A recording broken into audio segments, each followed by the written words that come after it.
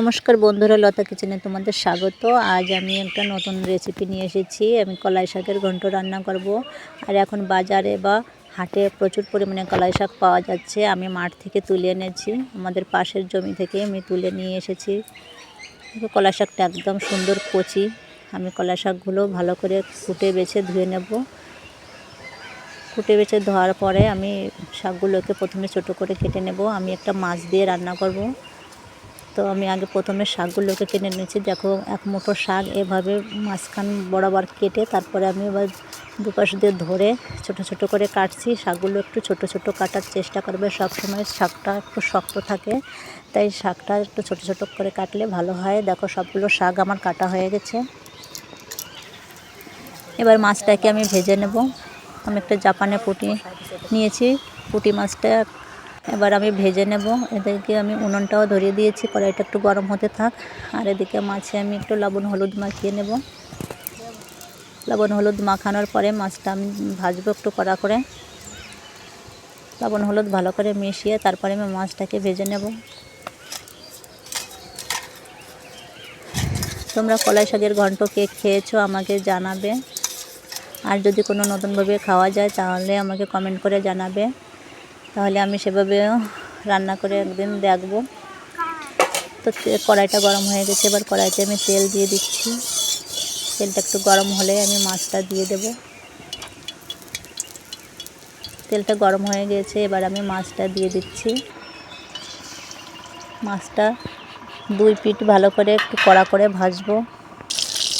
আর মাছ দিলে কলাই শাকের ঘন্টটা খুব ভালো লাগে। শাকেরও একটা স্বাদ আছে আর মাছেরও একটা স্বাদ, দুই স্বাদ মিলে খুব সুন্দর ভালো লাগে। এত ভালো লাগে কলাই শাকের ঘন্ট, যে একবার খাবে তার রোজ খেতে ইচ্ছে করবে। সত্যি এটা খুব ভালো লাগে খেতে। তোমরা বাড়িতে একবার খেয়ে দেখবে মাছ দিয়ে ঘন্ট রান্না করে। এবার আমি একই তেলে দিয়ে দিচ্ছি একটু কয়েকটা শুকনো লঙ্কা আর কয়েকটা জিরে ফোড়ন দিয়ে আমি শাকগুলোকে দিয়ে দেবো। এবার সব শাকগুলোই আমি দিয়ে তেলের ভিতরে একটু ভালো করে নেড়ে চেড়ে মিশিয়ে নিয়ে পরে আমি লবণ হলুদ দেব।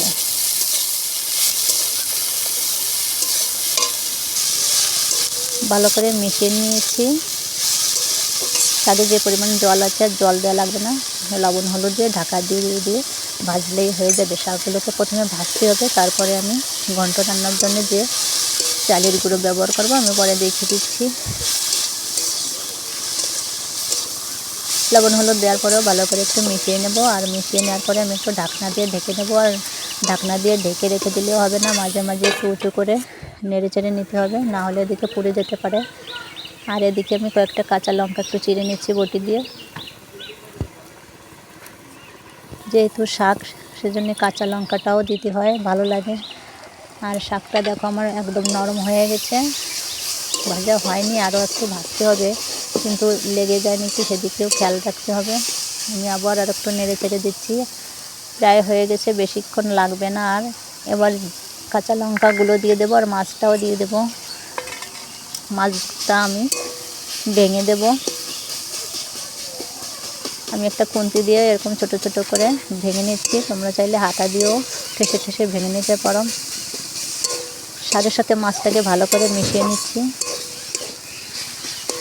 তাহলে শাকের স্বাদটাও খুব ভালো লাগবে। শাক আর মাছ আমি ভালো করে মিশিয়ে নিয়েছি। একটু লেগে যাচ্ছে, তাই আমি চারপাশ দিয়ে আরও একটু তেল দিয়ে দেবো। বেশি দেওয়া লাগবে না, সামান্য একটু তেল দিলেই হবে। তেল দিয়ে আমি এবার ভালো করে নেড়ে চেড়ে নিচ্ছি। তোমাদের যদি না লাগে তাহলে তেল দেওয়ার কোনো দরকার নেই, একবারে দিলেই হয়ে যায়, একবারে একটু বেশি করে দিলেই হয়ে যায়। এবারে আমার শাকটা পুরো ভাজা হয়ে গেছে। এবার আমি চালের গুঁড়ো মেশাবো।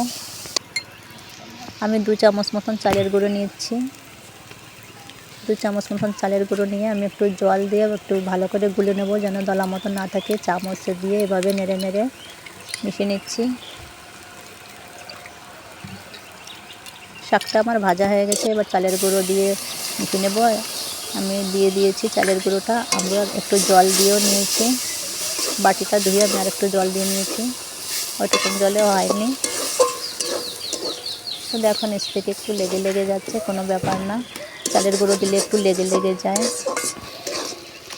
তো চালের গুঁড়ো দেওয়ার পরে বেশি সময় লাগে না, চালের গুঁড়োটা একটু গলে গেলেই হয়ে যায়, সিদ্ধ হলেই। আর আমার ঘন্টটা হয়ে গেছে, একদম রেডি। এবার আমি একটা বাটিতে নামিয়ে নেব। তো আমার চালের গুঁড়োটা দেওয়ার পরে দেখো কত সুন্দর একটু আঠালো মতন হয়েছে, আর আমি বাটিতে নামিয়ে নিয়েছি। আমার কলাই শাকের ঘন্টটা কেমন লাগলো তোমরা বাড়িতে একবার এভাবে রান্না করে খেয়ে দেখবে। আর যদি কোনো নতুন বন্ধু নতুনভাবে রান্না করতে জেনে থাকো তাহলে আমাকে কমেন্ট করে জানাবে। আর ভালো লাগলে একটা লাইক, কমেন্ট আর শেয়ার করো। আর আমার পাশে থেকো, আমাকে উৎসাহিত করো। ভালো থেকো, সুস্থ থেকো।